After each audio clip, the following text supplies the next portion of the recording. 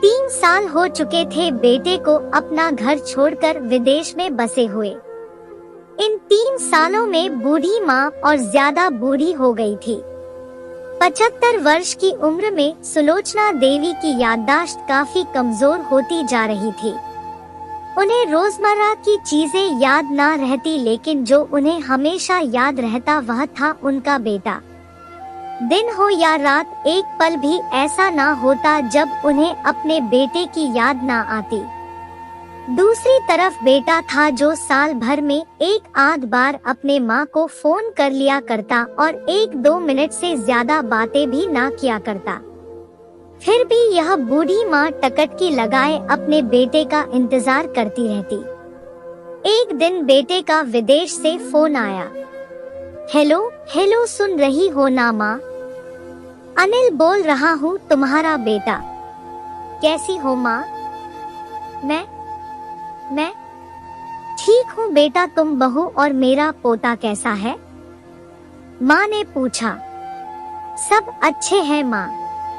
मैं अगले हफ्ते गांव आ रहा हूँ माँ, तुम्हें लेने। अब हम सब साथ में ही लंदन में रहेंगे माँ। तुम्हारी बहू कह रही थी माँ को यहाँ पर लेकर आओ, बेचारी अकेली वहाँ परेशान होती होगी, बेटे ने कहा। माँ की बूढ़ी सूखी आंखें आंसुओं से भीग गई। उसके कमजोर शरीर के नस नस में खुशी की लहर दौड़ गई। बेटे और बहू का अपने प्रति प्रेम देखकर माँ का मन खुशी से भर आया। बेटे ने आगे कहा, माँ तैयार रहना माँ, मुझे ज्यादा दिन छुट्टियाँ नहीं है।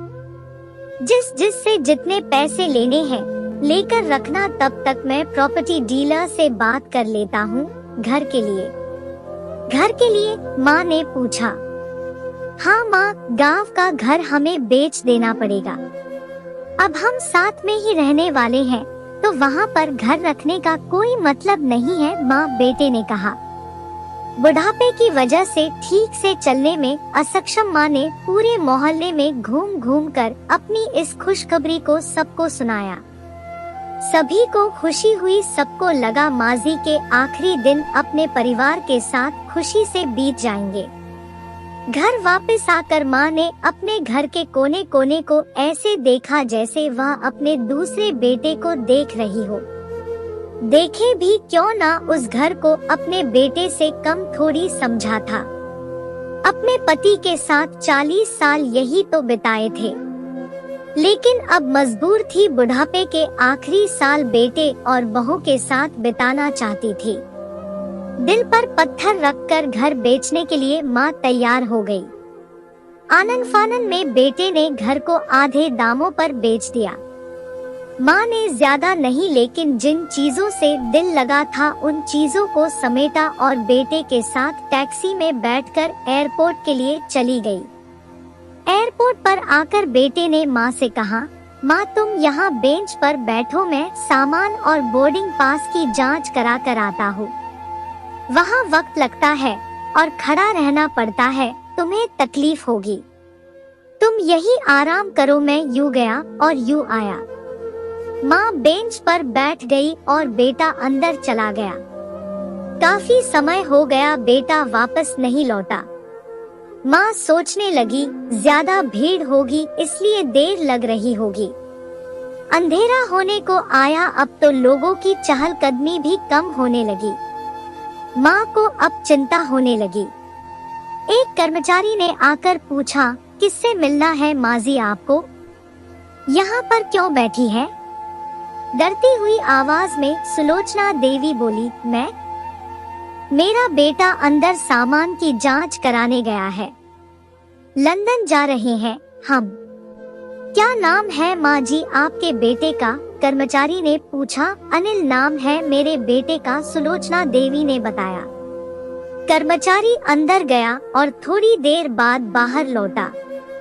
उसने सुलोचना देवी से कहा, माजी लंदन जाने वाली फ्लाइट तो दोपहर में ही जा चुकी है और आपका बेटा भी उस फ्लाइट में बैठकर लंदन जा चुका है। अब आपके यहाँ बैठने का कोई मतलब नहीं है। आप भी अपने घर चली जाइए। क्या जा चुका है और मैं घर जाऊं? घर, माँ की आंखों से आंसुओं के सैलाब उठने लगे। जैसे तैसे माँ घर पहुँची, जो अब उसका था ही नहीं, बिक चुका था। वो वही बरामदे में तुलसी के पास सो गई। घर के नए मालिक को उस पर दया आई तो एक कमरा किराए से उसको दे दिया। पेंशन के पैसों से खाना और किराए का बंदोबस्त हो जाता था। दिन बीतने लगे। कुछ दिनों बाद घर के नए मालिक ने सुलोचना देवी से कहा, माजी आप अपने रिश्तेदारों के यहाँ पर जाकर क्यों नहीं रहती है? इस उम्र में आपके लिए वही अच्छा होगा। अच्छा तो होगा, लेकिन अगर मेरा बेटा वापस आया तो उसका ख्याल कौन रखेगा? मेरा बेटा बहुत भोला है, उसे अपना ख्याल रखना बिल्कुल नहीं आता। मैं कहीं नहीं जाऊंगी, क्या पता कब उसे मेरी जरूरत पड़ जाए, माँ ने कहा। दोस्तों, सच बता रहा हूँ, माँ की ऐसी बातें सुनकर मेरी आंखों में आंसू आ गए। किसी ने सच ही कहा है, पूत कपूत हो सकता है, लेकिन माता कभी कुमाता नहीं होती। वीडियो अच्छा लगे तो लाइक, कमेंट और सब्सक्राइब करें।